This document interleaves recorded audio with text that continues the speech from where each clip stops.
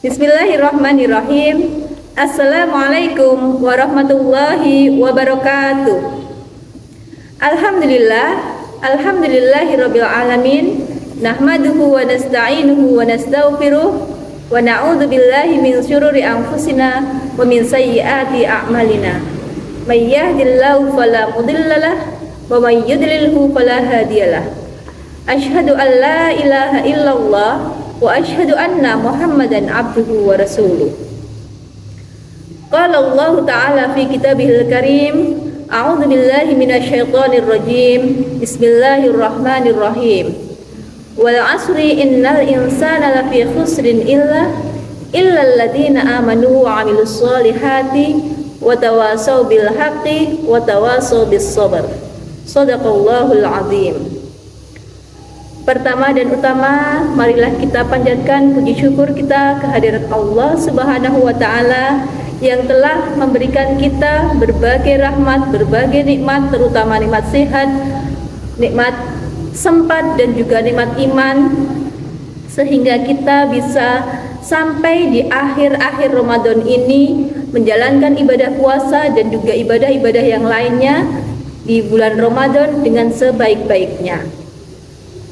Salawat serta salam semoga selalu tercurahkan kepada junjungan kita Nabi Agung Muhammad Sallallahu Alaihi Wasallam yang telah membawa kita dari zaman jahiliyah menuju zaman yang terang benderang lewat risalah yang dibawanya, yaitu dinul Islam. Dan juga kelak di yaumil kiamah kita nantikan syafaatnya di hari akhir kelak. Sahabat hasanah yang dirahmati Allah, di depan tadi sudah saya sampaikan Quran surat Al-Asr ayat 1 hingga terakhir, yang mana di dalam ayat ini menjelaskan bahwa Allah bersumpah dengan waktu, wal asri, demi masa, demi waktu, bahwa manusia itu akan rugi kecuali orang-orang yang beriman dan juga orang-orang yang beramal solih.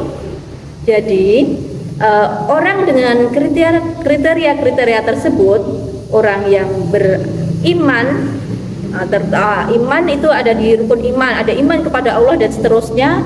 Kemudian orang yang beramal solih, amalan-amalan yang diperintahkan oleh Allah dan Rasulnya, tidak akan termasuk orang-orang yang merugi. Tidak akan termasuk orang-orang yang rugi kelak di akhirat, di yaumil akhir. Nah, di akhir Ramadan ini, di hari-hari terakhir Ramadan ini, tinggal menghitung hari ya, tinggal 1, 2, 3, tinggal 3 harinan. Hendaklah kita untuk memperkuat ibadah kita tingkatkan lagi, meskipun di akhir Ramadan mesti banyak godaannya.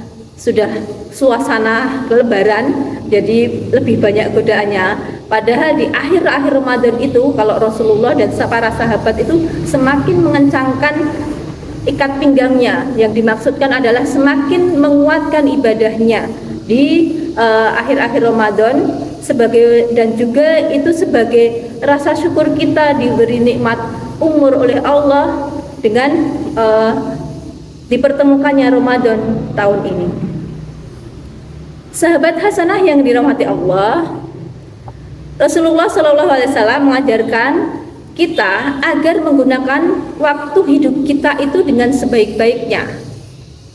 Sebagaimana sabda beliau Rasulullah SAW, "Igtanim khamsan qabla khamsin, syababaka qabla haramika, wa sihhatika qabla saqamika, wa ghinaka qabla faqrika, wa faragaka qabla syughulika, wa hayataka qabla mautika." Dalam hadis tersebut kita diharapkan untuk Rasulullah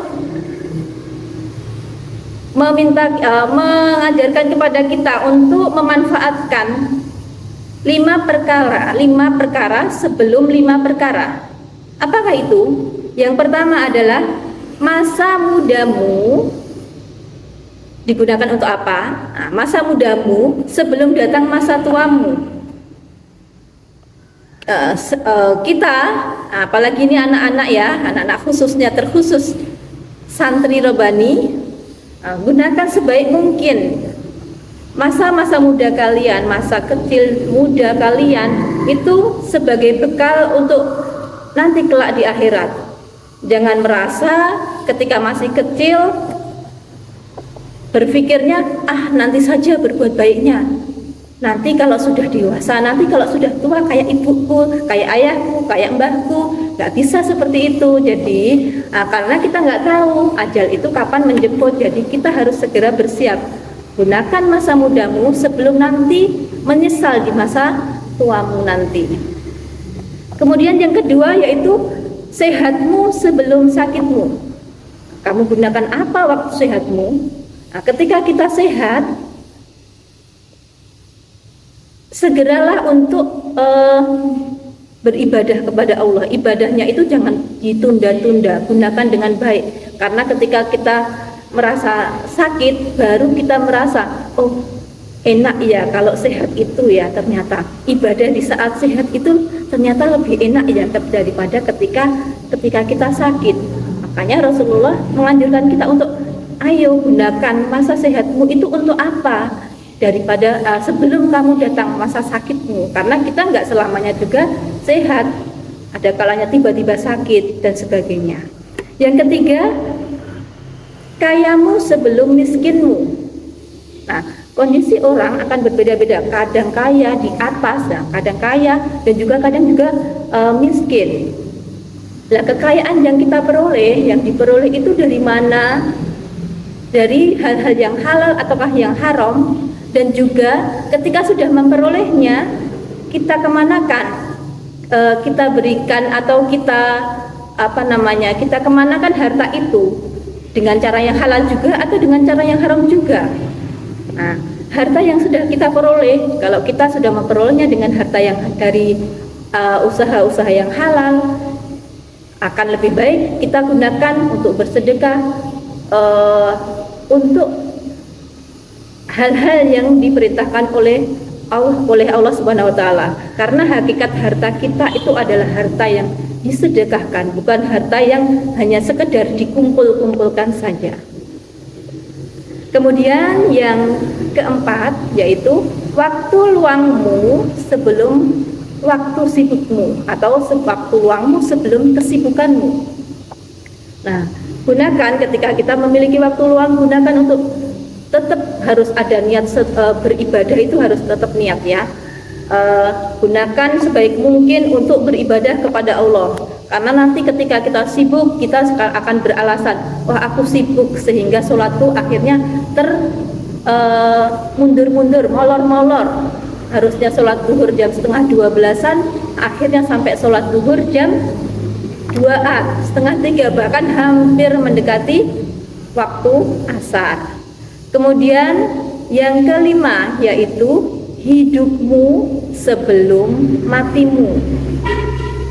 Kamu gunakan untuk apa waktu hidupmu?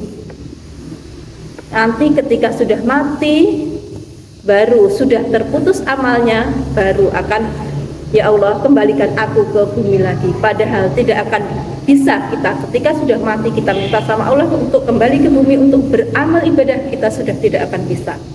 Lantar ji'a ayyamul lati madat, tidak akan terulang kembali hari-hari yang telah lalu.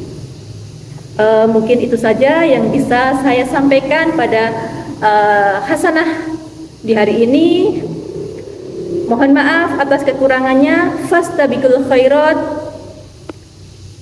Billahi taufiq wal hidayah. Wassalamualaikum warahmatullahi wabarakatuh.